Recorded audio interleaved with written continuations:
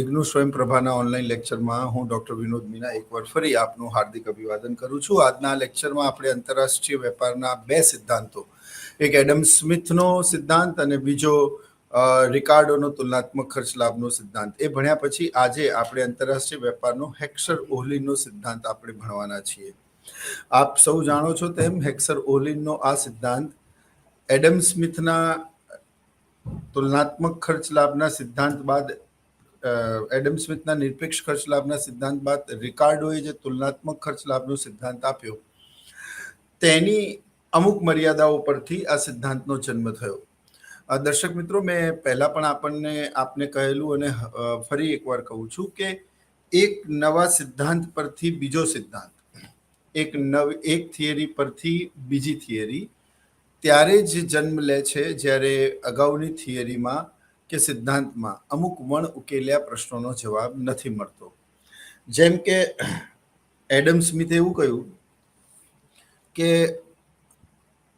બે દેશો હોય, બે વસ્તુઓનો વેપાર કરતા હોય, એક દેશ એક્સમાં શ્રેષ્ઠ છે, બીજો દેશ વાય વસ્તુમાં શ્રેષ્ઠ છે, તો જે દેશને જે વસ્તુમાં નિરપેક્ષ લાભ વધારે છે તે દેશે તે વસ્તુનું ઉત્પાદન કરવું જોઈએ અને અન્ય વસ્તુનું ઉત્પાદન બીજા દેશ ઉપર છોડવું જોઈએ.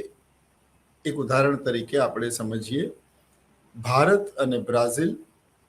ભારત ચા બનાવવામાં બ્રાઝિલ કરતા શ્રેષ્ઠ છે, બ્રાઝિલ કોફી બનાવવામાં ભારત કરતા વધારે શ્રેષ્ઠ છે.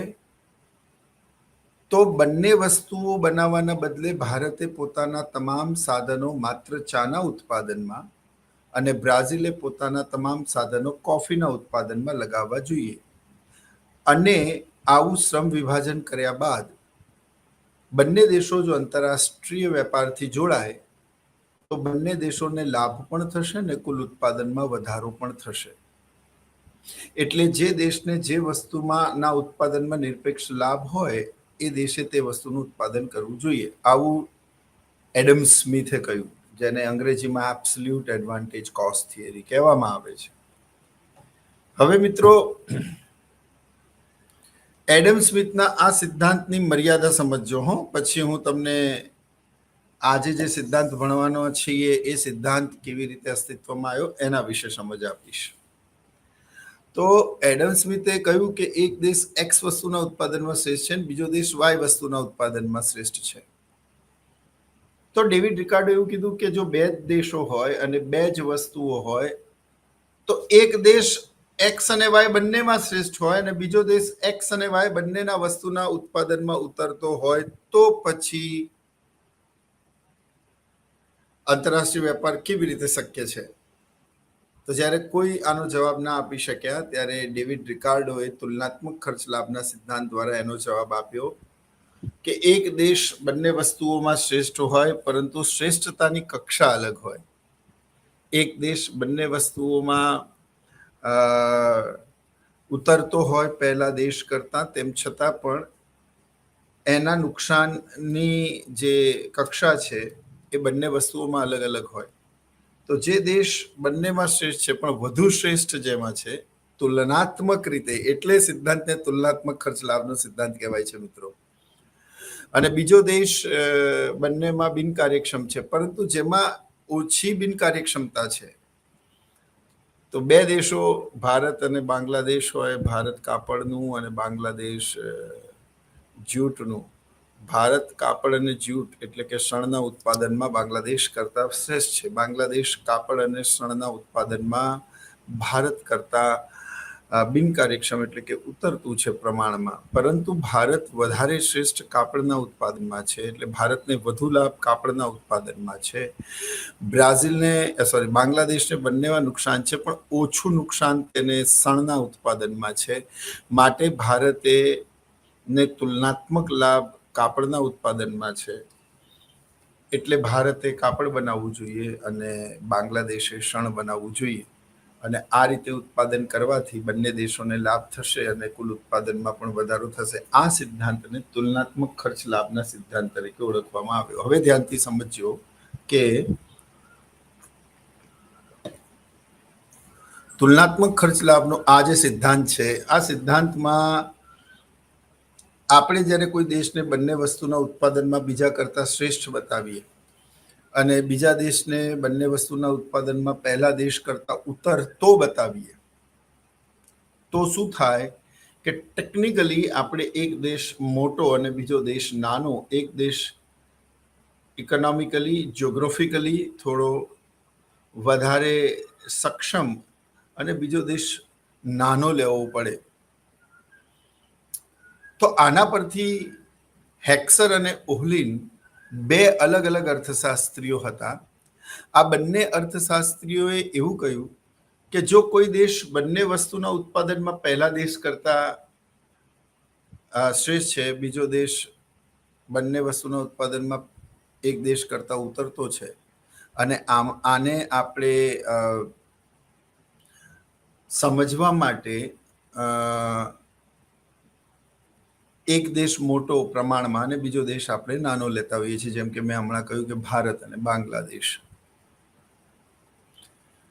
પરંતુ હેક્સર અને ઓહલિને કીધું કે બંને દેશ મોટા હોય તો, બંને દેશ નાના હોય તો, બંને દેશોની ઇકોનોમી લગભગ એક સરખી હોય તો કયો દેશ કઈ વસ્તુનું ઉત્પાદન કરશે કેવી રીતે નક્કી થશે? ત્યારે જ્યારે આ બાબતનો જવાબ કોઈને આપી શક્યા ત્યારે હેક્સર અને ઓહલિન નામના બે અર્થશાસ્ત્રીઓ પોતાના રિસર્ચ પેપરમાં આની સમજૂતી આપી છે. એમાં હેક્સરે જે શરૂઆતમાં રજૂઆત કરી 1919માં, એને ઓહલિને વધારે વૈજ્ઞાનિક ઢબે વિસ્તૃત સમજૂતી આપી અને ત્યારબાદ તેને આંતરરાષ્ટ્રીય સ્તરે સ્વીકૃતિ મળી અને પછી આ હેક્સર ઓહલિનના સિદ્ધાંત તરીકે ઓળખાયો. તો આજે આપણે આંતરરાષ્ટ્રીય વેપારના સિદ્ધાંત એવા હેક્સર અને ઓહલિનના સાધન સંપન્નતાનો સિદ્ધાંત સમજવાના છીએ. જો એક દેશ બંને વસ્તુમાં બીજા દેશ કરતાં શ્રેષ્ઠ હોય, બીજો દેશ બંને વસ્તુઓમાં પહેલા દેશ કરતાં ઉતરતો હોય, પરંતુ બંને દેશો મોટા હોય અને બંને દેશો નાના હોય તેમ છતાં પણ વેપાર શક્ય છે. આનો નિર્ણય બંને દેશો પાસે ઉપલબ્ધ સાધન સંપન્નતાના આધારે તે દેશ કઈ વસ્તુનું ઉત્પાદન કરશે તે લેવામાં આવશે. અને એટલા જ માટે હેક્સર ઓહલિનનો આ સિદ્ધાંત એ આંતરરાષ્ટ્રીય વેપારનો સાધન સંપન્નતાનો સિદ્ધાંત કહેવાય છે, જેને અંગ્રેજીમાં Heckscher Ohlin theory of international trade of factor endowment or factor endowment theory of Heckscher Ohlin of international trade તેવું પણ કહેવાય છે. પ્રશ્નનું ફોર્મેટ છે પ્રસ્તાવના, ઇન્ટ્રોડક્શન, સિદ્ધાંત એટલે કે થિયરી, ધારણાઓ, એઝમ્પશન્સ, આંતરરાષ્ટ્રીય વેપારની શરતો જેને કન્ડિશન્સ, ટેસ્ટ 1 એટલે અનુસૂચિ, ટેસ્ટ 2 એટલે આકૃતિ, સિદ્ધાંતની મર્યાદાઓ અને અંતમાં સમીક્ષા. મિત્રો, આ પ્રશ્નનું ફોર્મેટ છે અને આ રીતે આપણે આખા પ્રશ્નને મુદ્દાવાઇઝ સમજવાનો છે.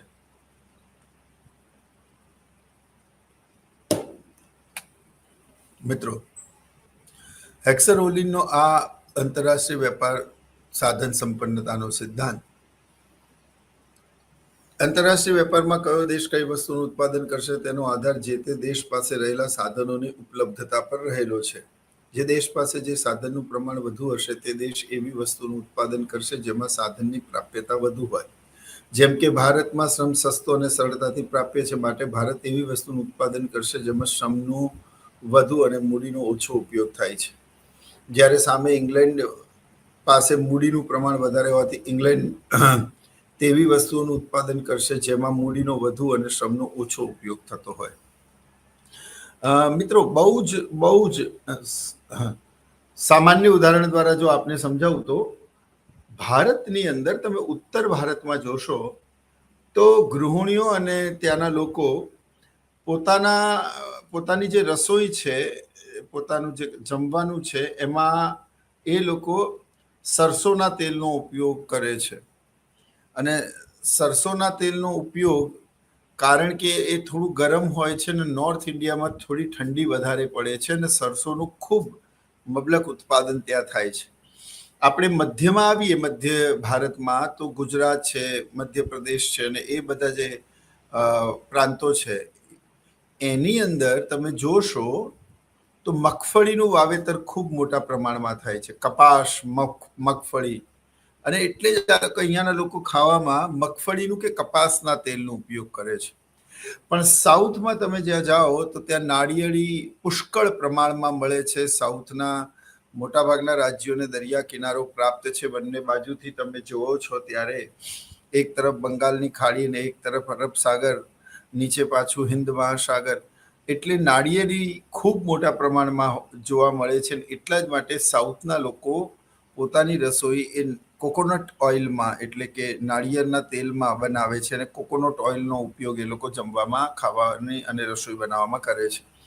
એટલે જે સાધનની જ્યાં ઉપલબ્ધતા વધારે હોય એ તેનો ઉપયોગ સહજ રીતે ત્યાંના લોકો પોતાના જીવનમાં સ્વીકારે છે. તે જ રીતે હેક્સર અને ઓલીને આટલી જ સરળ બાબતને સમજાવી છે પોતાના સિદ્ધાંતો દ્વારા કે ભારત પાસે શ્રમ વધારે છે તો ભારત એવી વસ્તુનું ઉત્પાદન કરશે જે વસ્તુના ઉત્પાદનમાં શ્રમનો વધારે ઉપયોગ થતો હોય. જેમ કે શણ બનાવવામાં શ્રમિકનો ઉપયોગ વધારે થાય. પણ હું એવું કહું કે આ ઘડિયાળ બનાવો તો આ ઘડિયાળ બનાવવામાં આ એક ટેકનિકલ વસ્તુ છે અને એની અંદર વધારે ટેકનોલોજીનો, મૂડીનો ઉપયોગ થશે. તો ભારત વિશ્વમાં સૌથી વધારે વસ્તી ધરાવતા દેશોમાંનો એક છે. એટલે ભારતે એવી વસ્તુનું ઉત્પાદન કરવું જોઈએ જે વસ્તુમાં શ્રમનો વધારે અને મૂડીનો ઓછો ઉપયોગ થતો હોય.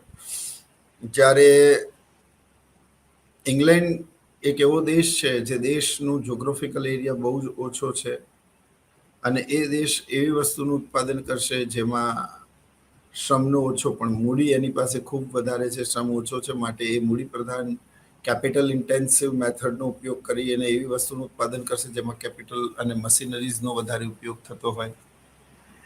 એટલે જે દેશ પાસે જે સાધનની ઉપલબ્ધતા વધારે હોય તે દેશે તે વસ્તુનું ઉત્પાદન કરવું જોઈએ, એવું હેક્સર અને ઓલીને કીધું.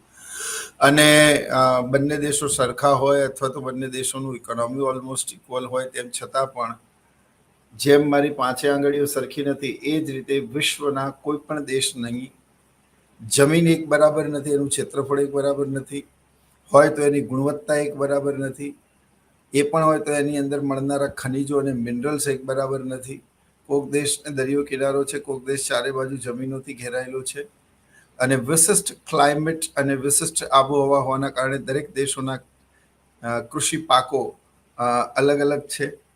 દરેક દેશોના લોકોની સ્કિલ, અવેબિલિટી, નોલેજ અને એ લોકોની એડેપ્ટેબિલિટી અલગ અલગ હોવાના કારણે દરેક દેશમાં મૂડી, શ્રમ, નિયોજક અને જમીનની ગુણવત્તા અને તેના પ્રમાણમાં તફાવત જોવા મળે છે. અને એટલા જ માટે હેક્સર ઓલીને આ જ બાબતને બેઝ બનાવીને, આધાર બનાવીને પોતાનો આ સિદ્ધાંત રજૂ કર્યો છે જેને હેક્સર ઓલીનો સાધન સંપન્નતાનો સિદ્ધાંત કહેવામાં આવે છે. મિત્રો, આ સિદ્ધાંત અર્થશાસ્ત્રના આધુનિક આંતરરાષ્ટ્રીય વેપારના સિદ્ધાંત તરીકે પણ ઓળખાય છે. આપને એમસીક્યુમાં પૂછાઈ શકે કે આંતરરાષ્ટ્રીય વેપારનો આધુનિક સિદ્ધાંત કયા અર્થશાસ્ત્રી આપ્યો, તો આપ એવું કહી શકો કે હેક્સર અને ઓલીને. તો આ ખૂબ જ મહત્વનો સિદ્ધાંત ઇકોનોમિક્સમાં માનવામાં આવે છે. આ સિદ્ધાંતની આપણે ધારણાઓ સમજીએ. મિત્રો, આંતરરાષ્ટ્રીય વેપારમાં માત્ર બે જ દેશો જોડાયેલા છે. જેવું આપણે એડમ સ્મિથ અને રિકાર્ડોમાં ભણી ગયા મિત્રો કે આંતરરાષ્ટ્રીય વેપારમાં બે જ દેશો જોડાયેલા છે. આપણે અગાઉ ભણી ચૂક્યા છીએ કે આ સિદ્ધાંતને સમજવા માટે અમુક ધારણાઓ કરવામાં આવી છે, પરંતુ તે સર્વદા સાચી છે તેવું માનવાને અવકાશ નથી. આપણે જ્યારે મેથમેટિક્સમાં ભણતા હોઈએ ને ત્યારે ગણિતમાં ધારો કે એક્સની વેલ્યુ આટલી, તો એ માત્ર ને માત્ર એ દાખલાને કે પરિસ્થિતિને સમજાવવા માટે એઝ્યુમ કરેલી વાત છે. એ જ રીતે પોતાના સિદ્ધાંતને સમજાવવા માટે દરેક અર્થશાસ્ત્રીઓ અમુક પરિબળોને સ્થિર ધારે છે અને તેને સિદ્ધાંતની ધારણાઓ પણ કહેવામાં આવે છે. આ જે સિદ્ધાંતની ધારણાઓ છે એને આપણે સમજીએ તો સૌથી પહેલા આંતરરાષ્ટ્રીય વેપારમાં બે જ દેશો છે. જો ધ્યાનથી આ જે ધારણાઓ છે એના પરથી જ આપણને શું મળશે, એની મર્યાદાઓ મળશે. તો આંતરરાષ્ટ્રીય વેપારમાં 2 જ દેશો છે. ખરેખર આંતરરાષ્ટ્રીય વેપારમાં 2 કરતાં વધારે દેશો હોય, પરંતુ સિદ્ધાંતને સમજવા માટે આવું કહેલું છે ને એટલા જ માટે મેં ભારત અને ઇંગ્લેન્ડની વાત કરી. આંતરરાષ્ટ્રીય વેપાર માત્ર 2 જ વસ્તુઓમાં થાય છે. આ પણ ધારણા ખોટી છે, પરંતુ અત્યારે આપણે એટલું જ સમજીએ છીએ કે 2 જ વસ્તુઓનો વેપાર થાય છે. એટલા જ માટે મેં ઘડિયાળ અને શણની કે કાપડ અને ઘડિયાળની વાત કરી. વાહન વ્યવહારનું ખર્ચ શૂન્ય છે. Transportation cost is 0. હવે ટ્રાન્સપોર્ટેશન કોસ્ટ ત્યારે જ 0 થઈ શકે જ્યારે જે વસ્તુનું ઉત્પાદન જ્યાં થતું હોય ત્યાં જ એનું વેચાણ થતું હોય. હવે ઉત્પાદન અને વેચાણ બંને એક જ જગ્યાએ થાય તો જ આઈ મીન ટુ સે આ શક્ય છે કે વાહન વ્યવહારનું ખર્ચ શૂન્ય હોય. એટલે ટ્રાન્સપોર્ટેશન કોસ્ટ 0 છે. ત્યારબાદ આંતરરાષ્ટ્રીય સ્તર પર પૂર્ણ અર્થતંત્રમાં દરેક દેશમાં પૂર્ણ હરીફાઈ પ્રવર્તે છે. હવે આપ બધા જાણો છો પૂર્ણ હરીફાઈની વ્યાખ્યા શું છે.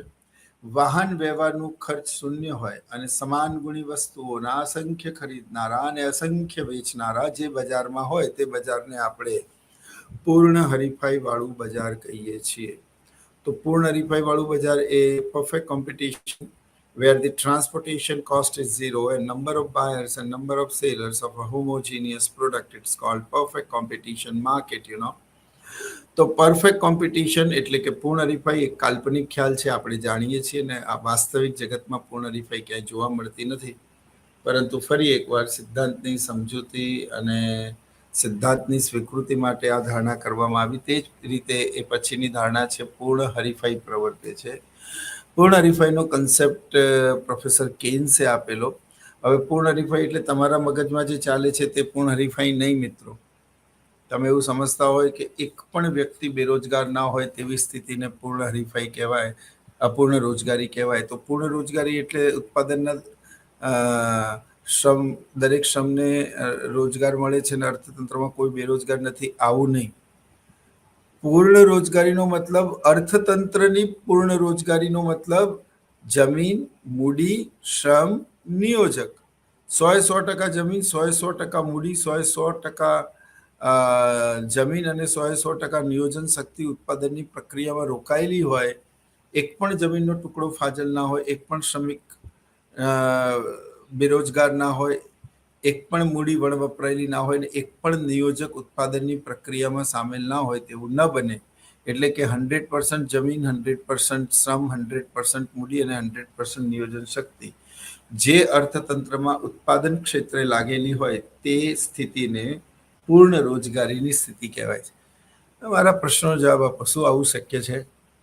It's not quite possible. પણ ફરી એકવાર સિદ્ધાંતને સમજવા માટે આપણે આ ધારીએ છીએ અને બહુ જ મહત્વની, હું તમને આ બંને પક્ષે એટલે સમજાઈ રહ્યો છું કારણ કે આ જ ધારણાઓમાંથી આપણી શું મળશે, આપણને એની મર્યાદાઓ પણ મળશે.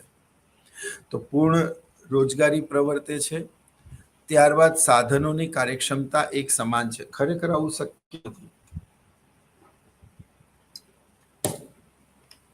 આ ધારણાઓ આપણે અગાઉ એડમ સ્મિથ અને રિકાર્ડોના સિદ્ધાંતમાં પણ ભણ્યા છીએ મિત્રો.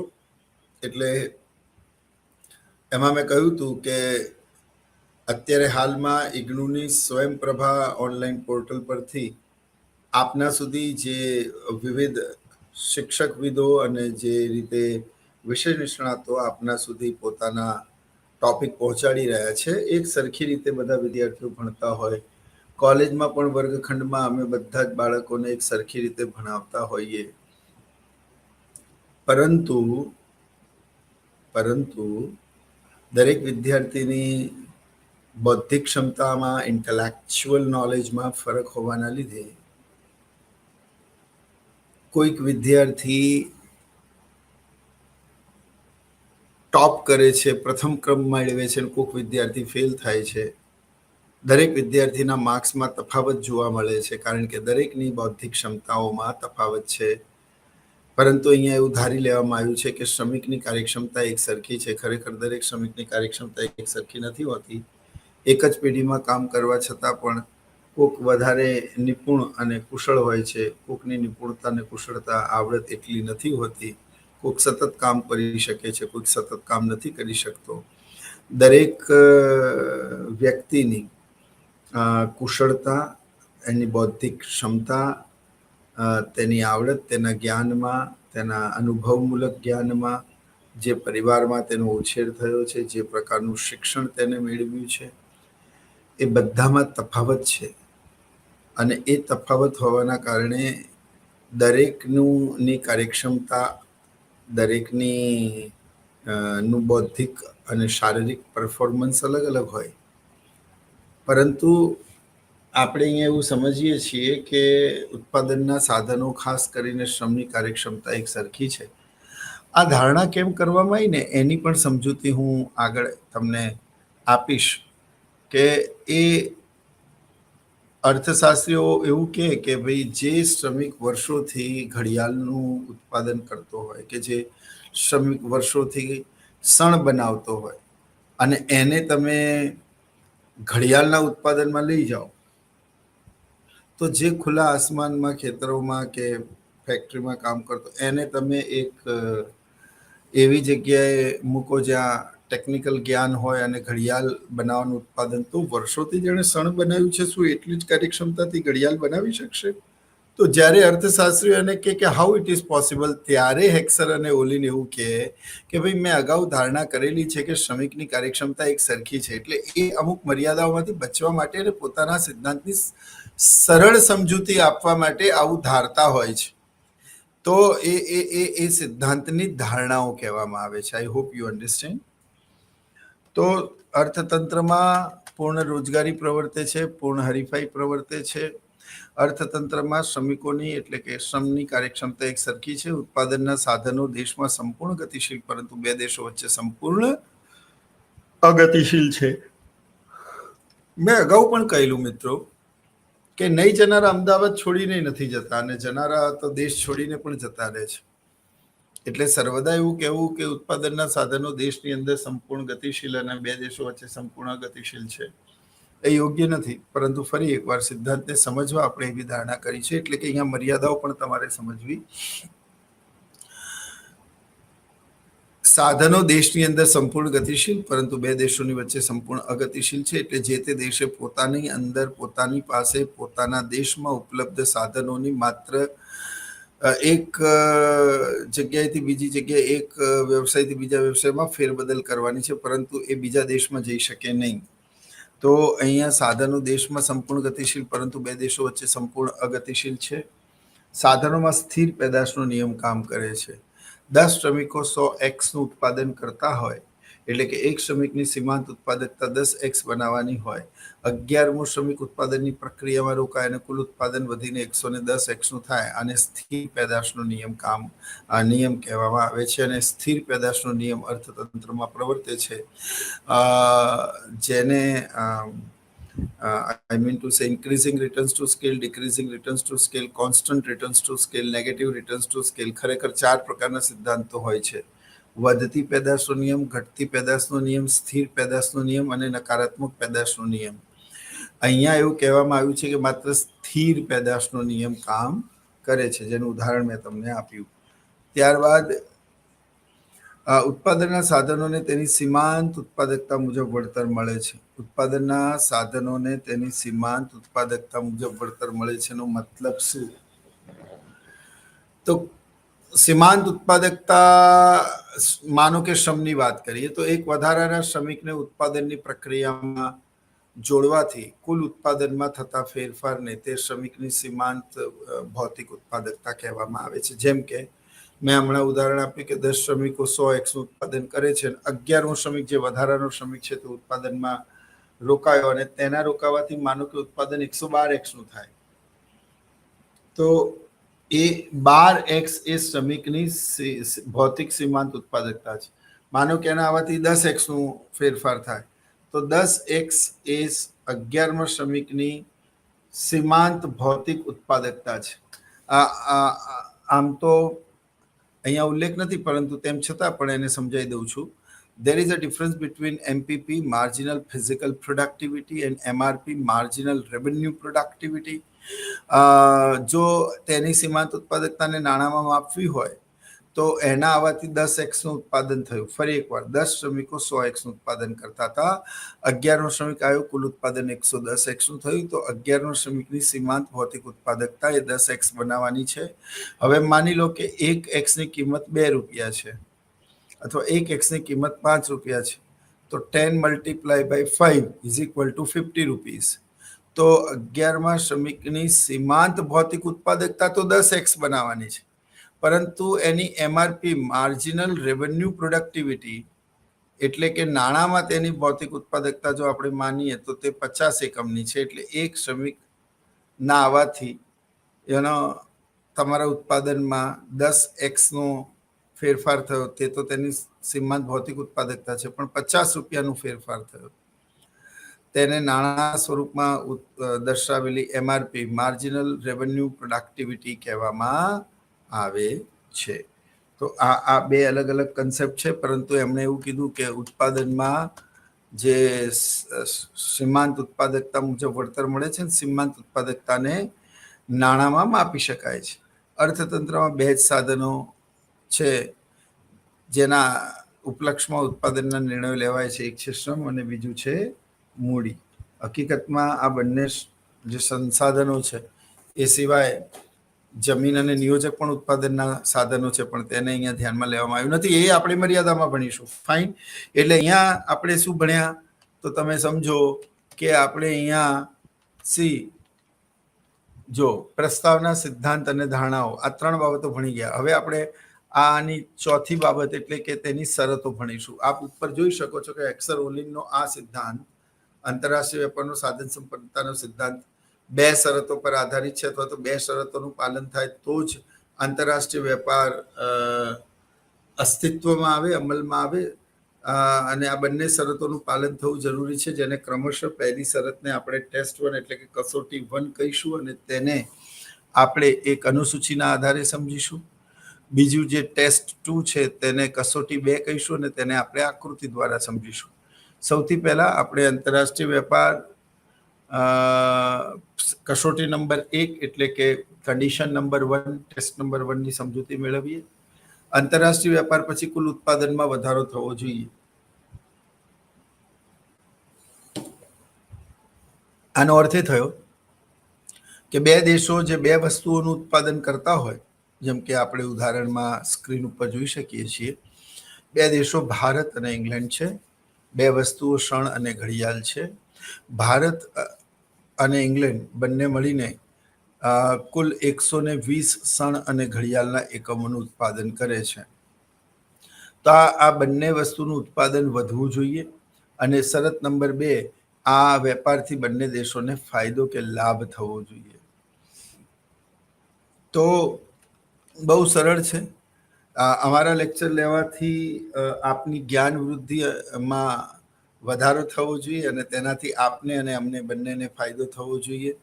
આપને પરીક્ષામાં ખૂબ સરસ માર્ક્સ આવે, આપ ઇકોનોમિક્સ વિશેનું ઊંડાણપૂર્વકનું નોલેજ મેળવો, અમને ભણાવ્યાનો સંતોષ અને આર્થિક વળતર મળે, એટલે બંને બાજુ વિન વિન સિચ્યુએશન હોય.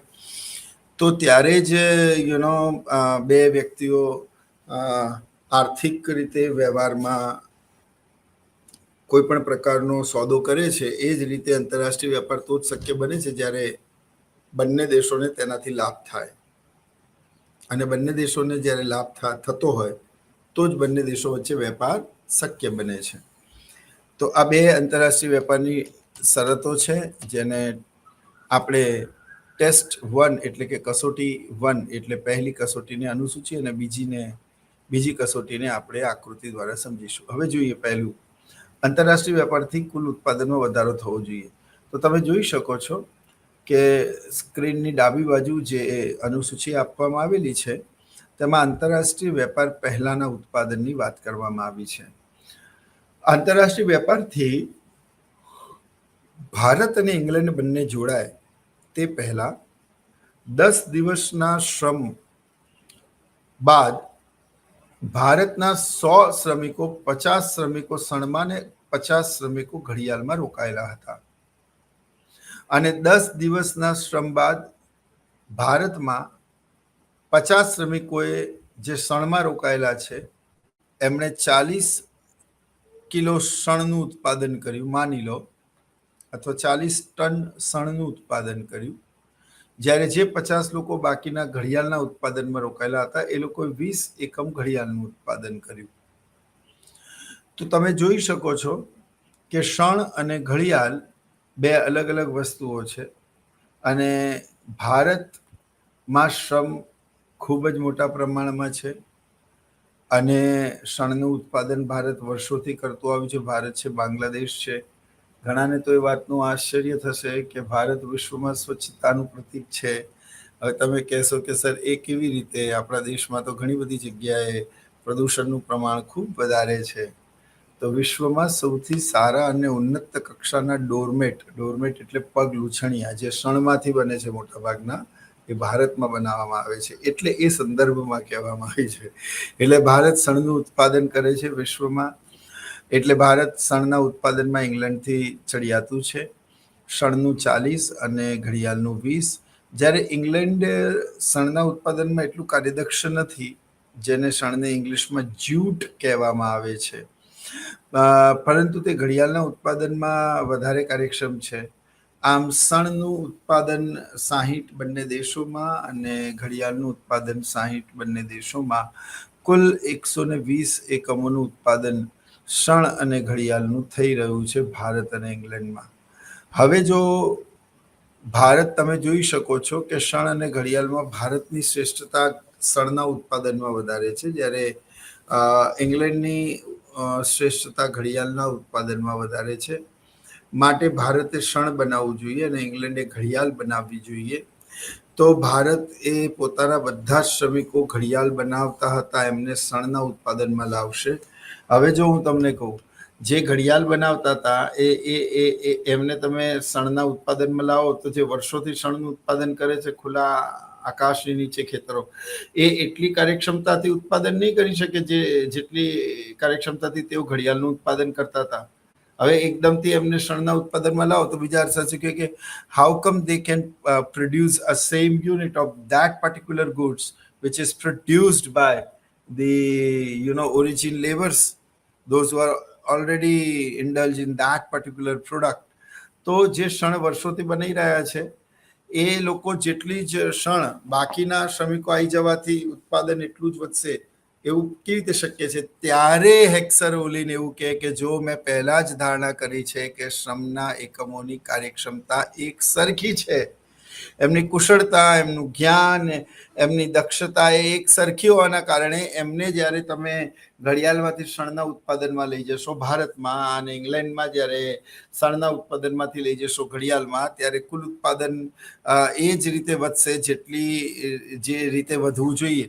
એટલે કોઈ પણ અર્થશાસ્ત્રી પોતાના સિદ્ધાંતની સમજૂતી માટે એવી ધારણા કરતો હોય, પણ તેવું જ સર્વદા સાચું હોય તેવું કહેવામાં અને માનવાનો અવકાશ નથી. એટલે એ સિદ્ધાંતની મર્યાદાઓ બનશે. ઓકે, તો આપ જોઈ શકો છો ઉપરના ઉદાહરણમાં ભારત પોતાના બધા જ એકમો શણના ઉત્પાદનમાં લાવે અને ઇંગ્લેન્ડ પોતાના બધા જ મૂડી અને શ્રમના એકમોને ઘડિયાળના એકમ ઉત્પાદનમાં લઈ જાય. તો 40 એકમો શણનું ઉત્પાદન હતું ભારતમાં, એ બીજા 50 શ્રમિકો આવવાથી 80 થઈ જશે અને ઇંગ્લેન્ડમાં જે બધા જ શણમાં રોકાયેલા શ્રમિકો હતા એને બધાને ઘડિયાળ બનાવવામાં ઇંગ્લેન્ડ લગાવશે. તો એટલા જ દિવસમાં ડબલ શ્રમિકો થવાથી ઉત્પાદન પણ 40નું 80 ડબલ થશે. હવે કુલ ઉત્પાદન તમે જોઈ શકો છો 80 + 80 160 એકમોનું બંને શણ અને ઘડિયાળનું ભારત અને ઇંગ્લેન્ડમાં થયું. એટલે આંતરરાષ્ટ્રીય વેપાર પહેલા કુલ ઉત્પાદન 120 એકમોનું હતું, હવે તે ઉત્પાદન વધીને 160 એકમોનું થયું છે મિત્રો. તો આંતરરાષ્ટ્રીય વેપારમાં તમે જોઈ શકો છો કે કુલ 40 એકમોનો વધારો થયો છે. એટલે તમે જોઈ શકો છો કે આમ આંતરરાષ્ટ્રીય વેપાર પહેલા ભારત અને ઇંગ્લેન્ડમાં શણ અને ઘડિયાળનું, જ્યુટ અને વોચનું ઉત્પાદન 120 એકમોનું હતું, જે આંતરરાષ્ટ્રીય વેપાર પછી વધીને 160 એકમોનું થયું છે. આમ કુલ ઉત્પાદન 120થી વધીને 160 થયું છે, એટલે 40 એકમોનો વધારો થયો છે, જેથી આંતરરાષ્ટ્રીય વેપાર માટેની પ્રથમ શરત કે આંતરરાષ્ટ્રીય વેપાર પછી ઉત્પાદનમાં વધારો થવો જોઈએ નું પાલન થાય છે. આમ હેક્સર ઓલિનનો આંતરરાષ્ટ્રીય વેપારનો સાધન સંપન્નતાનો સિદ્ધાંત અહીંયા પહેલી કસોટીને પુરવાર કરે છે, સાબિત કરે છે. હવે આપણે કસોટી નંબર 2 સમજીશું મિત્રો. તો કસોટી નંબર 2 જે છે એ કસોટી નંબર 2 એવું દર્શાવે છે કે આંતરરાષ્ટ્રીય વેપારથી બંને દેશોને લાભ થવો જોઈએ. મિત્રો, તમને મારા લેક્ચરમાંથી કંઈક મળતું હોય તો જ તમે મારા લેક્ચરમાં બેસો, અને અમને અહીંયા ભણાવવાનું કંઈક આર્થિક વળતર મળતું હોય અથવા તો એકેડેમિક શૈક્ષણિક કાર્યમાં એની ગણતરી થતી હોય, જેનાથી લાભ થતો હોય, તો જ અમે અહીંયા આપને ભણાવીએ. તો વાત માત્ર એટલી છે કે જ્યારે બંને પક્ષે વિન વિન સિચ્યુએશન હોય તો જ આગળ વધાય. તે જ રીતે આંતરરાષ્ટ્રીય વેપારમાં પણ જ્યારે બંને દેશોને લાભ થતો હોય તો જ તે વેપારથી જોડાશે, નહીંતર વેપાર કેમ કરશે? માત્ર એક જ દેશને લાભ હોય બીજા દેશને નુકસાન હોય તો તે આંતરરાષ્ટ્રીય વેપાર કરવાની ના પાડશે. એટલે તમે સમજો કે આંતરરાષ્ટ્રીય વેપારથી કુલ ઉત્પાદનમાં વધારો તો થઈ ગયો મિત્રો, પરંતુ આંતરરાષ્ટ્રીય વેપારથી બંને દેશોને લાભ પણ થવો જોઈએ, તો જ બંને દેશો આંતરરાષ્ટ્રીય વેપારથી જોડાશે. હવે આને કસોટી નંબર 2 એટલે ટેસ્ટ 2 થી સમજીશું. ભારતનો વિનિમય દર 1:1 છે, સણ અને ઘડિયાળ. આનો અર્થ શું? આનો અર્થ એવો થયો કે ભારત 1 એકમ સણના બદલામાં 1 એકમ ઘડિયાળનું માંગે છે. એવું માની લો કે ભારત 1 કિલો સણના બદલામાં 1 ઘડિયાળનું એકમ માંગે છે, એવું સમજી લો. જ્યારે ઇંગ્લેન્ડનો વિનિમય દર 1:2 છે, એટલે ઇંગ્લેન્ડ અહીંયા 1 સણનું એકમ મેળવવા માટે 2 ઘડિયાળના એકમો આપવા માટે તૈયાર છે. એટલે ઇંગ્લેન્ડ એવું કહે છે કે હું 1 સણના એકમ માટે 2 થી વધારે ઘડિયાળ નહીં આપું. ભારત એવું કહે છે કે મને 1 કિલો સણના બદલામાં જો 1 ઘડિયાળ નહીં મળી તો હું આંતરરાષ્ટ્રીય વેપારમાં નહીં જોડાઉં. એટલે ભારત એવું કહે છે કે મને 1 કિલો સણના બદલામાં ઓછામાં ઓછી 1 ઘડિયાળનું એકમ મળવું જોઈએ. જ્યારે ઇંગ્લેન્ડ એવું કહે છે કે હું 1 કિલો સણના બદલામાં 2 ઘડિયાળ આપવા માટે તૈયાર છું. તો ભારતનો વિનિમય દર 1:1 છે અને ઇંગ્લેન્ડનો વિનિમય દર 1:2 છે. હવે તમે આકૃતિમાં જો ધ્યાનથી જુઓ તો હું આપને જે કર્સર દ્વારા સમજાવું છું, ધ્યાનથી સમજજો. માની લો કે ગુડ્સ એ ઉપર ઊભી ધરી પર ઘડિયાળ છે અને ગુડ્સ જી અથવા તો બી એ આડી ધરી ઉપર ક્ષણ છે. તો તમે સમજી શકો છો કે આ જે નીચેની લાઈન છે, જ્યાં મારું કર્સર જાય છે, આ લાઈન, માનો આપણે એને એ અને આને બી સમજીએ, તો આ જે લાઈન છે એ line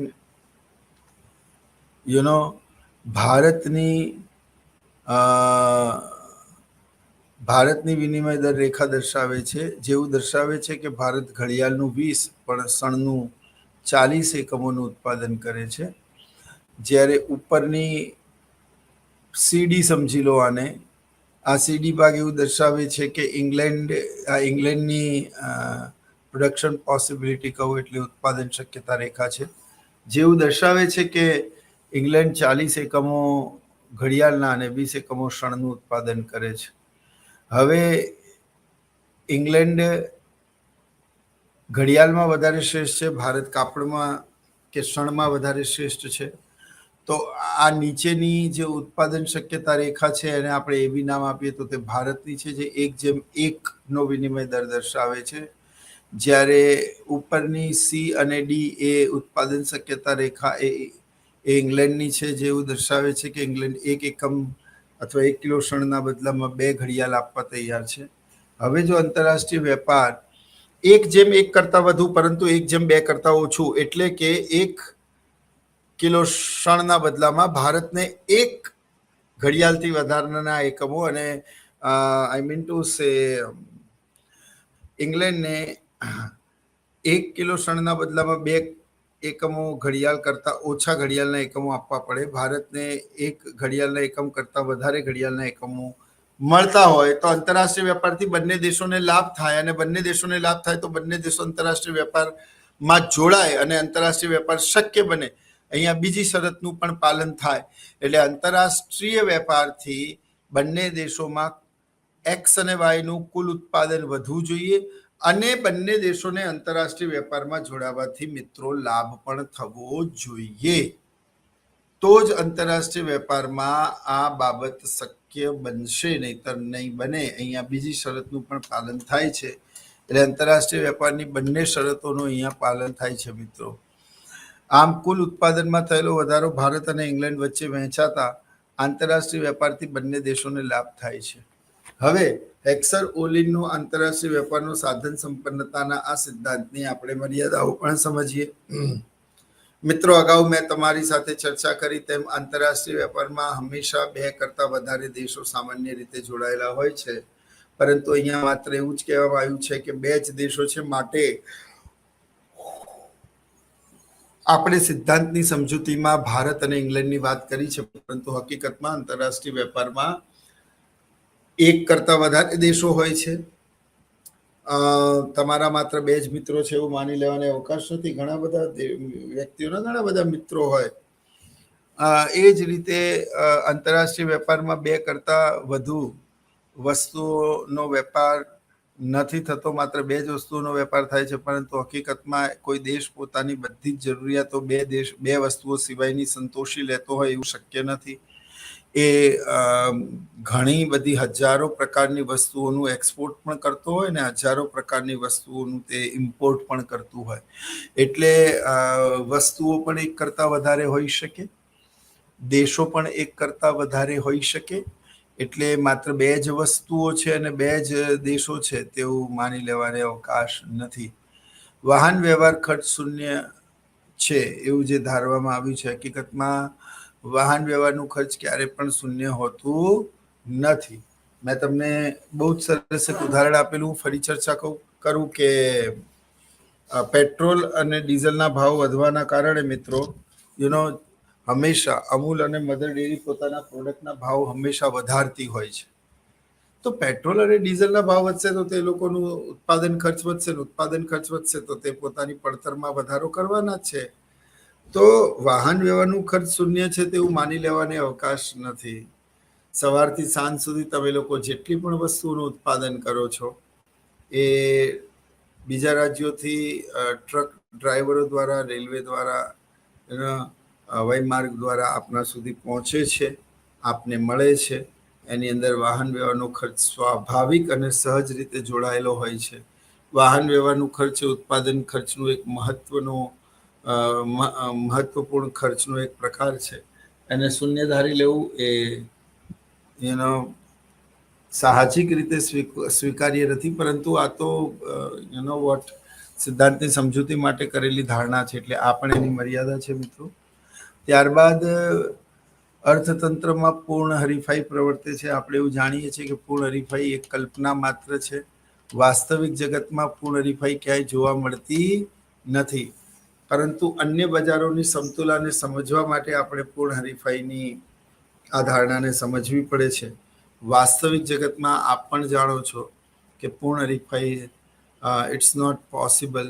It is not absolutely possible in a real world, but to understand the equilibrium of the other market, we have to understand the perfect competition first. એટલે બીજા બજારોની સમતુલાને સમજવા માટે આપણે પૂર્ણ હરીફાઈના ખ્યાલને સમજવો પડે છે. વાસ્તવિક જગતમાં પૂર્ણ હરીફાઈ જોવા મળતી નથી. ત્યારબાદ પૂર્ણ હરીફાઈ પ્રવર્તે છે, પૂર્ણ હરીફાઈ પ્રવર્તે છે, પૂર્ણ રોજગારી પ્રવર્તે છે. પૂર્ણ રોજગારી એક પણ મૂડીનું એકમ પણ વપરાયેલું ના હોય. તમારા ઘરમાં, મારા ઘરમાં થોડા ઘણા રૂપિયા આપણે આપણી તિજોરીમાં કે સેવિંગ્સમાં મૂક્યા હોય, કોઈ પણ આકસ્મિક અણધારી આફતોનો લાભ લેવા અથવા તો તે સમયમાં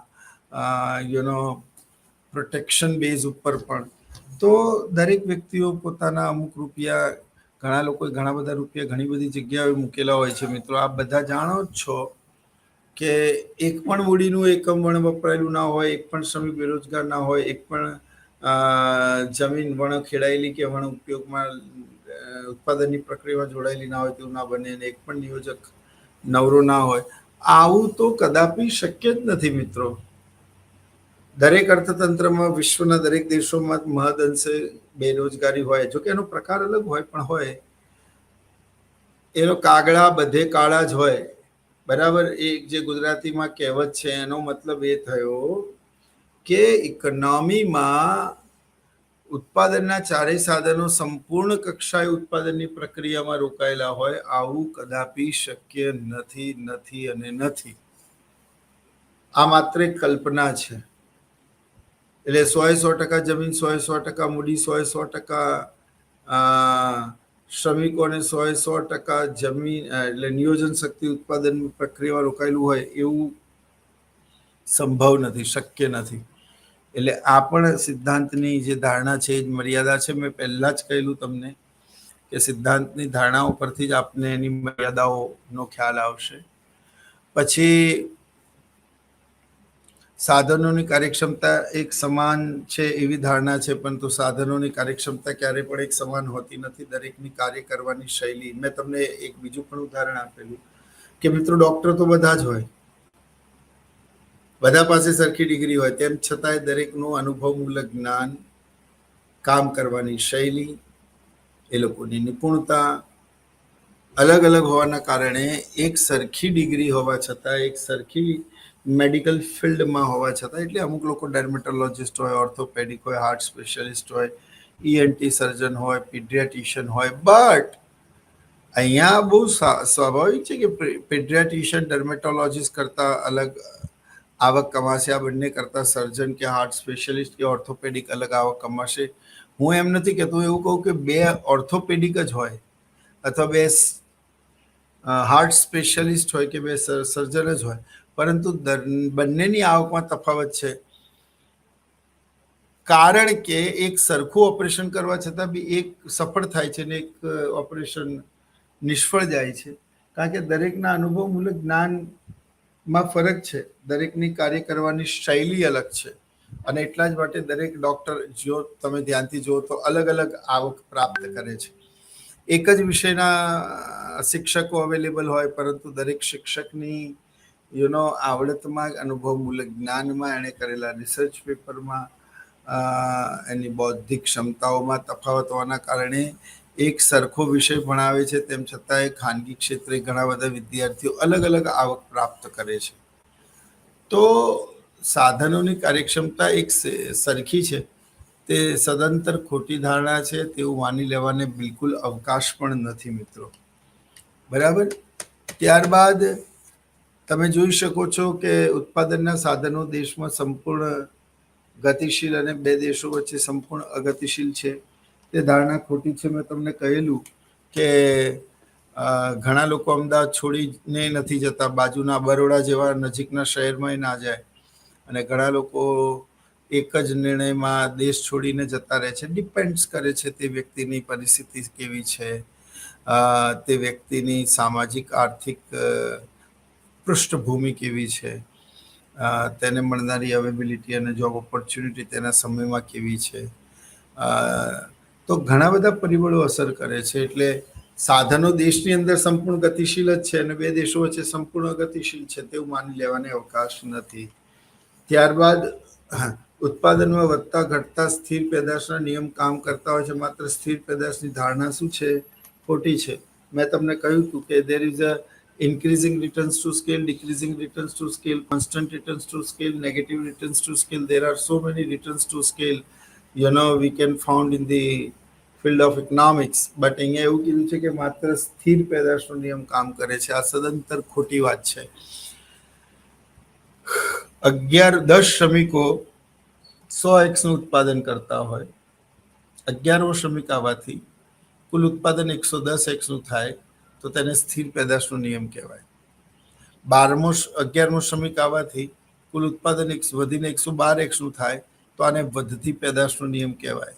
અને કુલ ઉત્પાદન 100 થી વધીને 108 નું કહેવાય તો આને ઘટતી પેદાશનો નિયમ કહેવાય. અને જ્યારે વધારાનો એક શ્રમિક રોકવાથી ઉત્પાદન એનું એ જ રહે તો તેને સ્થિર પેદાશનો નિયમ કામ કહેવાય, અને જો તેમાં નુકસાન થાય તો તેને ઘટતી પેદાશનો નિયમ નેગેટિવ રિટર્ન્સ ટુ સ્કેલ પણ કહેવાય. આ ઉત્પાદનના બિન પ્રમાણસરના સિદ્ધાંતમાં આપણે અગાઉ ભણી ચૂક્યા છીએ મિત્રો, એટલે એની બહુ ચર્ચા આપણે અહીંયા કરતા નથી. મર્યાદામાં આપણે એટલું જ સમજીએ છીએ કે શ્રમિકની કાર્યક્ષમતા એક સરખી નથી હોતી, તે જ રીતે ઉત્પાદનમાં માત્ર સ્થિર પેદાશનો નિયમ કામ કરતો નથી, તે સિવાયના નિયમો પણ અર્થતંત્રમાં કામ કરતા હોય છે. હવે આપણે જોઈએ કે ઉત્પાદનના દરેક સાધનને મળતું વળતર તેની સીમાંત ઉત્પાદકતા મુજબ ચૂકવાય છે. આ પણ સાચું નથી. મેં કહ્યું તેમ દરેકની સીમાંત ઉત્પાદકતામાં તફાવત છે, પરંતુ તેમ છતાંય આપણા દેશમાં ઘણા ક્વોલિફાઈડ લોકો ઉતરતી કક્ષાની નોકરી કરે છે. ઓછું ભણેલા લખેલા લોકો પણ આર્થિક રીતે ઘણો બધો લાભની પોઝિશનમાં બેઠા છે. એટલે દરેક વ્યક્તિને તેની સીમાંત ઉત્પાદકતા મુજબ જ અને પોતાની લાયકાત મુજબ જ કામ મળતું હોય તેવું માની લેવાને અવકાશ નથી. એન્જિનિયરિંગ કરેલા છોકરાઓ પણ ઘણી વખત મારી કોલેજમાં બીએમાં આવે તો મેં કીધું તમે એન્જિનિયરિંગ છોડીને અહીંયા કેમ આવ્યા? તો કે સાહેબ એન્જિનિયરિંગ ફિલ્ડ લઈ તો લીધું પણ પાછળથી ખબર પડી આમાં તો બહુ જ ઓછી શક્યતાઓ છે, બહુ જ ઓછા પ્રોસ્પેક્ટ્સ છે, અને ઘણી સીટો તો ખાલી જાય છે, અને અમારા ફિલ્ડની અંદર શ્રમનો પુરવઠો ખૂબ વધારે છે, માંગ એટલી બધી નથી. એટલે અમે લોકો જીપીએસસી અને યુપીએસસી જેવી કોમ્પિટિટિવ એક્ઝામ્સની તૈયારી કરીશું, કારણ કે જે છોકરો એ ગ્રુપમાં એટલે કે એન્જિનિયરિંગમાં હોય ને એનું મેથ્સ લગભગ સારું હોય, અને ઇંગ્લિશ મીડિયમથી હોય તો એનું ઇંગ્લિશ સારું હોય, રિઝનિંગ સારું હોય, એટલે થોડી મહેનત કરે તો એ જીપીએસસી છે અને આ બધી એક્ઝામ્સ છે એને ખૂબ સરળતાથી ક્રેક કરી શકે છે. એટલે કોમ્પિટિટિવ એક્ઝામ્સની તૈયારી કરવા માટે એ લોકો એન્જિનિયરિંગમાંથી આર્ટ્સમાં આવે છે. તમે વિચાર કરો. એ જ રીતે એક વ્યક્તિએ જ્યારે એન્જિનિયરિંગ કર્યું એ પોસ્ટમાં સ્ટેમ્પ મારવાનું કામ કરે છે. હકીકતમાં એને તો એન્જિનિયરિંગ ફિલ્ડનું શિક્ષણ લીધું હોય તો એને એન્જિનિયરિંગ ફિલ્ડમાં જોબ કરવી જોઈએ. તમે એચઆરમાં ડિગ્રી મેળવનાર વ્યક્તિ એમબીએ કર્યું અને પછી તમે એને એડમિશન સેલમાં બેસાડો અને કહેવાનું તમારે રોજ ઇન્ક્વાયરી હેન્ડલ કરવાની, તો આ ખરેખર એનું કામ નથી, એનું ડોમેન નથી. તો એની જે લાયકાત છે એ પ્રમાણે તો ભારતમાં કોઈ દરેક વ્યક્તિને તેની લાયકાત પ્રમાણે કામ મળે છે એવું શક્ય નથી, એવું સંભવ નથી. ઘણા બધા લોકો એવા છે કે જે લોકોનો વે ઓફ ઇન્ટરેસ્ટ અલગ હોય, પરંતુ મજબૂરીમાં એ લોકો કામ કોઈક બીજા ફિલ્ડમાં કરતા હોય. આવું પણ શક્ય છે મિત્રો, અને last but not least that is, આ સિદ્ધાંતમાં માત્ર બે જ સાધનોની ધારણા કરવામાં આવેલી છે. એક છે મૂડી અને એક છે શ્રમ. હકીકતમાં ઉત્પાદનના 4 સાધનો હોય છે. Whatever the countries, America, Afghanistan, Bharat or Pakistan, every country is having a 4 factors of production, that is land, labor, capital, entrepreneur. પરંતુ આ ચારેયમાંથી આ સિદ્ધાંતની સમજૂતી માટે માત્ર મૂડી અને શ્રમની વાત કરેલી છે, જમીન અને નિયોજકની અહીંયા અવગણના કરેલી છે. આ પણ ખોટી બાબત છે. આમ આ સિદ્ધાંતની મર્યાદાઓ અહીંયા પૂરી થાય છે. આઈ હોપ આપ લોકોએ લેક્ચર ખૂબ સારી રીતે એન્જોય કર્યો હશે. આપને આંતરરાષ્ટ્રીય વેપારના હેક્સર-ઓલિનના સિદ્ધાંતમાં હવે પછી કોઈ પ્રોબ્લેમ નહીં હોય એવું હું માનું છું મિત્રો. અને આંતરરાષ્ટ્રીય વેપારના આપણા આ પેપરમાં હવે આપણે જે નવા ટોપિક છે એની સમજૂતી આવતા લેક્ચરમાં મેળવીશું. તો ત્યાં સુધી આપ સૌ સ્વસ્થ રહો અને અમને રજા આપો. જય હિન્દ. આવનારા લેક્ચરમાં આપણે એક આંતરરાષ્ટ્રીય વેપારના નવા ટોપિક સાથે મળીશું. નમસ્કાર.